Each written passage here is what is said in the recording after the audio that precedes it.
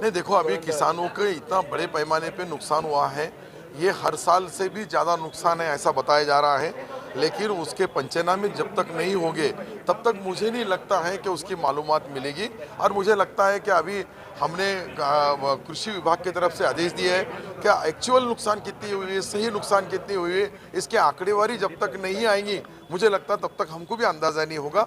और ये सब लेके हम मुख्यमंत्री उप मुख्यमंत्री महोदय को बताएंगे और सरकार इसके ऊपर कैबिनेट में उचित निर्णय लेंगी और ज़्यादा से ज़्यादा किसानों को नुकसान भरपाई कैसे देते आएंगे इसके बारे में। महाराष्ट्र सरकार किसानों का सरकार है, किसान को मदद देने वाला सरकार है। इससे पहले भी हमने 6,000 करोड़ रुपए पहले जो जुलाई अगस्त में जो बारिश हुई है उसका नुकसान भरपाई भी हुआ है और शेतकरी के अकाउंट पे भी दिया गया है। सर, मराठवाड़ा में 9 महीने में 750 किसानों ने आत्महत्या की है और जब से आपकी सरकार आई है 3 महीने में 300 किसानों ने आत्महत्या। देखो कैसा है, ये किसान आत्महत्या करने का गए 30 साल से ये चल रहा है और 30 साल से जो भी आत्महत्या कर रहे हैं उसको आत्महत्या होना नहीं चाहिए, इसके लिए हम उपाय योजना कर रहे हैं। और मुझे लगता है कि भविष्य में शिंदे सरकार और फडणवीस साहब का सरकार ये दोनों ऐसे अच्छे फैसले लेंगे आने वाले मार्च के बजट में कि ताकि किसान को राहत मिले और किसान आत्महत्या जैसा हथियार नहीं उठाते हुए उन्होंने आत्महत्या करना ही नहीं चाहिए, ऐसी उपाय योजना की जाएगी। जालना में एक किसान ने उनसे पत्र लिखा है मुख्यमंत्री को। नहीं कैसा है, किसान की भावना बहुत तीव्र है ये मैं जानता हूँ, क्योंकि किसान परेशान जब भी आसमानी संकट से परेशान होता है, कभी कभी उसको जैसा वक्त पे पानी होना, कभी कभी ज़्यादा पानी आता है, इसके लिए जो नुकसान होता है उस नुकसान की वजह से किसान ऐसे जो भावनिक पत्र लिखता है। हमारी भावनाएं किसान के साथ है, हम किसान को मदद करने में कहीं कम नहीं पड़ेगी। एक राजकीय सवाल हिंदी में है।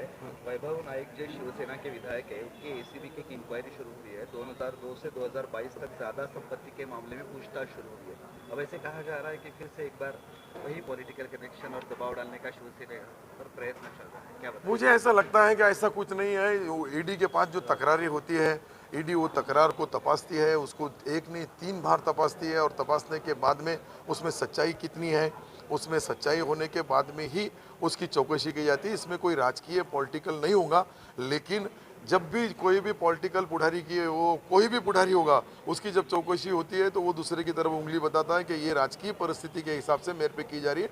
पर मुझे लगता है कि जब अगर उनके पास कोई डर नहीं है तो डरने की ज़रूरत भी नहीं है। अगर ज़्यादा संपत्ति होंगी तो वो बता देना चाहिए। वैभव नायक आप पे बहुत ज्यादा तौर पे आरोप करते हैं और इसी वजह से ये इंक्वायरी शुरू हुई, ऐसे कहते हैं।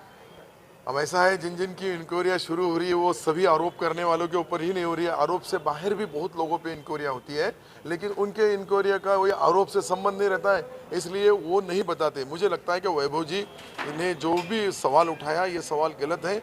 जिसके अंदर कोई गलत होगा, कोई गलत काम होगा, कोई संपत्ति बनावट कागज पत्र के आधार ही होंगी या कोई जो इनकम टैक्स को या सेल टैक्स की मालूमात नहीं दी हुई होंगी तो उसकी चौकसी करने का अधिकार ईडी को है और वो जरूर कर सकती है।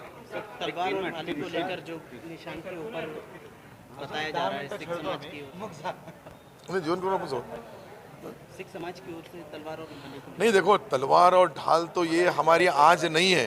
ढाल और तलवार ये छत्रपति शिवाजी महाराज ने जब हमारे इस महाराष्ट्र के मराठी आदमी को यहाँ इज्जत के सगात जितने जितने किले बनाए हैं, जहाँ जहाँ राज किया है, वो सारे राज के टाइम पे उनकी प्रमुख जो हथियार था वो ढाल और तलवार ही थी। और वो ढाल और तलवार होने की वजह से मुझे लगता है कि सिख भाइयों की क्या मांग है मुझे मालूम नहीं हो भाइयों की, लेकिन ढाल और तलवार हमको इलेक्शन कमिश्नर ने दिया है और उसके हिसाब से ही हमारी आगे की वो निशानी रहेगी। और उससे आगे चल के सुप्रीम कोर्ट में जो केस चल रहा है हमारा, तो सुप्रीम कोर्ट में हमको धनुष्यबाण और शिवसेना ये दोनों नाम भी मिलेगा और धनुष्यबाण भी मिलेगा, ताकि हमको भविष्य में जो चुनाव लड़ना है वो धनुष्यबाण पे लड़ा जाएंगे। दिवाली को लेकर किसानों को कुछ तोहफा दिया जाएंगे शिंदे सरकार की? नहीं देखो, जो भी नुकसान हुआ उसके पंचनामे होंगे और उनको राहत दिया जाएंगी। एनडीआरएफ के नियम और महाराष्ट्र सरकार के नियम दोनों की तरफ से हम ये सारा प्रस्ताव तैयार करेंगे और मंत्रिमंडल में लेके जाएंगे या फिर मुख्यमंत्री उप मुख्यमंत्री महोदय उसको मंजूरी देंगे और उसके बाद वही ऐलान करेंगे कि कितना तोहफा दे सकते, क्या तोहफा दे सकते, कितनी नुकसान दे सकते। पर मुझे लगता है कि ये सरकार किसानों का है और किसानों को मदद करेगा। 15-20 दिन में इस तरह का हो जाएंगे पूरा किसानों के। और किसानों का जो है ये माफ़ी का प्रश्न अलग है और ये राहत का सवाल अलग है। अभी मुझे लगता है कि किसान 100 रुपए के अंदर किसान होगा या मजदूर होगा उसको दिवाली का एक गिफ्ट दिया जा रहा है 100 रुपये में। उसमें जितनी दिवाली मनाने के लिए जो जो आवश्यकता वस्तुएं लगती है, जो कुछ उनको चीज़ें लगती है, वो 100 रुपये में इतने बड़े पैमाने पे दी जाएगी। ओके हाँ